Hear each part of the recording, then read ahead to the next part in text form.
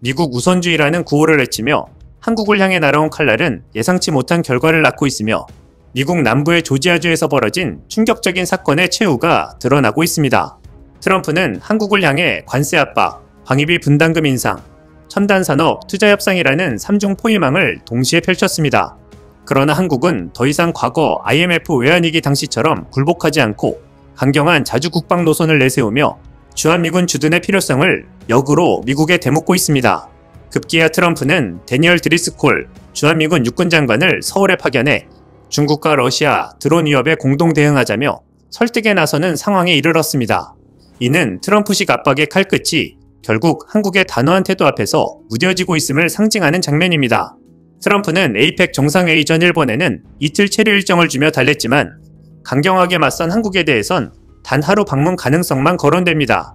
대만은 TSMC 칩 절반 이전 요구를 거부하며 정면 대결을 택했고 일본은 미국 요구를 수용하자 자국 언론조차 투자 식민지라는 비판이 나오고 있습니다.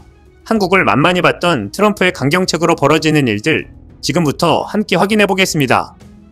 미국 남부 조지아주 서베너 지역에서 벌어진 사태는 트럼프식 정책이 자국 경제를 어떻게 붕괴시키는지 단적으로 보여줍니다. 최근 몇 년간 서베너는 신제조업, 르네상스의 상징으로 불렸습니다. 현대자동차 메타플랜트, LG에너지솔루션 합작 배터리 공장 등 한국 기업들의 대규모 투자가 이어지면서 쇠락했던 공업지대가 첨단 산업 허브로 탈바꿈하고 있었습니다. 그러나 지난달 미국 이민세관 단속국은 한국인 근로자 300여 명을 무더기로 체포 구금하는 초유의 사태를 일으켰습니다. 이로 인해 지역 분위기는 급전직하로 얼어붙었고 지역 언론은 이를 두고 환대 대신 추방을 택한 대가라고 비판했습니다. 현지 유력지 애틀랜타 저널 컨스티튜션은 IC의 단속은 단순한 이민 문제가 아니라 지역 경제의 동맥을 스스로 끄는 자해 행위라고 평가했습니다. 배터리 공장 건설에는 한국에서 파견된 고급 기술자와 엔지니어가 필수적이었기 때문입니다. 미국이 그들을 범죄자 취급하며 내쫓자 공장 건설은 사실상 중단 위기에 몰렸고 이에 따라 1만 5천 개의 일자리를 기대했던 지역사회 전체가 위기를 맞았습니다. 상황은 더 악화되었습니다. IC 단속 여파로 지역 경제가 흔들리는 와중에 지난달 30일 서베너와 라이스보로에 있던 인터내셔널 제지 공장이 문을 닫으며 1,100명이 하루아침에 실업자가 되었습니다. 여기에 원재료를 공급하던 목재 벌목업 종사자 약 5만 2천 명까지 연쇄 타격을 입게 되었습니다. 목재 산업은 서베너의 전통 산업이자 정체성이었습니다. 그러나 제지 수요 감소와 노후화된 시설, 여기에 IC 단속으로 인한 산업 환경 악화가 겹치며 결국 90년 전통마저 붕괴했습니다. 이제 서베너에는 산업의 뼈대만 앙상하게 남아있을 뿐입니다. 현대차 LG에너지솔루션 합작 배터리 공장은 미국의 전기차 전환 전략에서 핵심 프로젝트로 꼽혔습니다. 그러나 IC 단속으로 한국인 기술자가 구금되자 현장은 사실상 올스톱 상태가 되었습니다. 단순 조립 인력이 아니라 첨단 배터리 셀 제조와 공정 라인을 세팅할 수 있는 전문 기술자들이 빠져버린 것입니다. 버디 카터 하원 의원과 트립 톨리슨 경제개발청장은 곧바로 배터리 공장이 완공되지 못하면 지역 경제 전체가 무너진다며 한국인 기술자들의 조속한 귀환을 촉구했습니다. 이는 역설적으로 한국인이 없으면 공장이 돌아가지 않는다는 사실을 미국 정치인 스스로 인정한 셈이었습니다. 한국 기업들은 미국 남부에 단순히 공장을 세운 것이 아니었습니다. 현대차 메타플랜트만 해도 2031년까지 1만 5천 개의 일자리를 창출할 계획이었고 이를 기반으로 주택 판매, 물류 창고, 소매업이 활기를 띠고 있었습니다. 그러나 IC 단속 이후 한국 기업 관계자들은 동맹국을 존중하지 않고 기술자를 범죄자 취급하는 곳에선 더 이상 안전한 투자가 불가능하다며 강한 불신을 드러냈습니다. 이미 다른 남부주들이 우리 주에 투자하라며 한국 기업을 향해 손짓하고 있다는 보도도 나왔습니다. 조지아주는 스스로 초대한 투자자를 내쫓으며 투자 리스크 지역이라는 낙인을 자초한 것입니다. 조지아는 대선 승부처인데 트럼프의 자충수로 표심마저 흔들리고 있습니다. 한편 트럼프 행정부의 압박은 비단 투자 영역에서만 나타난 것이 아닙니다. 그는 한국을 향해 방위비 분담금 대폭 인상을 요구하며 이를 관철하지 않으면 주한미군의 유연성을 검토하겠다고 으름장을 놓았습니다. 그러나 한국은 자주 국방이라는 강경 입장을 내세우며 노골적으로 주한미군 없어도 된다는 시그널을 보냈고 결국 미국이 설득자로 변신한 모양새입니다. 트럼프는 즉시 데니얼 드리스콜 주한미군 육군장관을 서울에 보내 한국 정부를 설득하려 했습니다.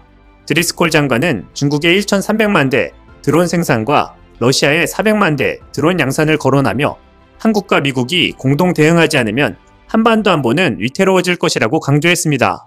그러나 한국의 입장은 명확했습니다.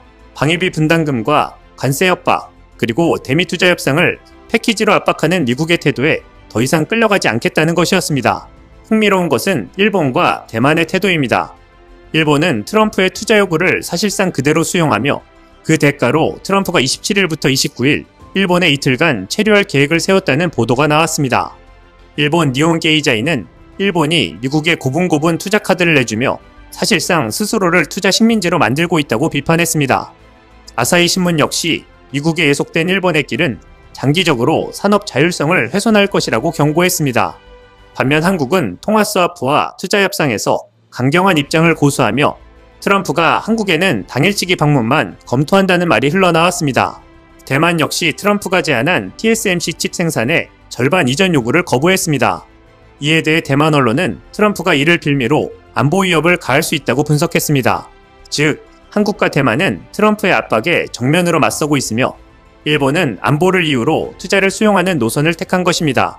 미국 주요 언론은 조지아 사태와 트럼프의 압박 전략을 두고 동맹을 적으로 돌린 미국의 자충수라고 비판했습니다. 뉴욕타임스는 한국 기업은 미국 남부 제조업 부흥의 심장부였는데 ICE 단속은 심장을 스스로 찌른 행위라고 평했습니다. 워싱턴 포스트 역시 트럼프식 압박 외교는 단기적 이익을 노리지만 장기적으로 미국의 신뢰를 파괴한다고 경고했습니다. 일본 니혼 게이자이는 한국은 굴복하지 않고 미국의 압박에 맞서고 있으며 이 과정에서 미국이 양보를 강요당하는 모양새가 됐다고 보도했습니다. 대만 자유시보는 트럼프는 동맹을 파트너가 아니라 협박 대상으로 여긴다며 이는 아시아 전체에서 미국에 대한 불신을 증폭시킬 것이라고 분석했습니다. 조지아주에서 벌어진 ICE 단속 사태와 트럼프의 방위비 관세 압박은 결국 하나의 진실을 드러냅니다. 미국은 동맹을 존중하지 않고 동맹을 협박 대상으로 삼을 때 스스로 몰락을 자초한다는 것입니다. 한국은 IMF 외환위기 때처럼 굴복하지 않았습니다. 자주 국방을 내세우며 방위비 인상 요구를 단호히 거부했고 일방적 3,500억 달러 대미 투자 협상에도 제동을 걸었습니다. 그 결과 트럼프는 한 발 물러서 주한미군 장관을 보내 설득하는 모양새를 취할 수밖에 없었습니다. 반면 일본은 빠르게 미국의 요구를 수용했고 그 대가로 더 긴 외교 일정을 확보했습니다. 그러나 이는 장기적으로 일본의 산업과 안보 자율성을 갉아먹을 수밖에 없습니다. 한국은 통쾌하게도 트럼프식 협박 외교의 허점을 드러내며 미국이 한국에 매달릴 수밖에 없는 현실을 증명했습니다. 조지아 사태에서 드러났듯 한국이 없으면 미국 남부의 첨단 산업 공장은 돌아가지 않습니다. 방위비 협상에서도 한국이 강경하게 나서자 트럼프조차 군사적 설득을 들고 올 수밖에 없었습니다. 이는 단순한 외교 갈등이 아니라 21세기 한민관계의 새로운 균형점을 상징합니다.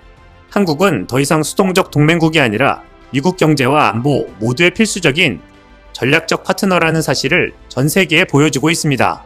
그리고 이 굴복을 거부한 선택이야말로 한국의 미래를 지키는 길입니다. 대한민국은 자주 국방으로 간다. 이상 시온TV였습니다.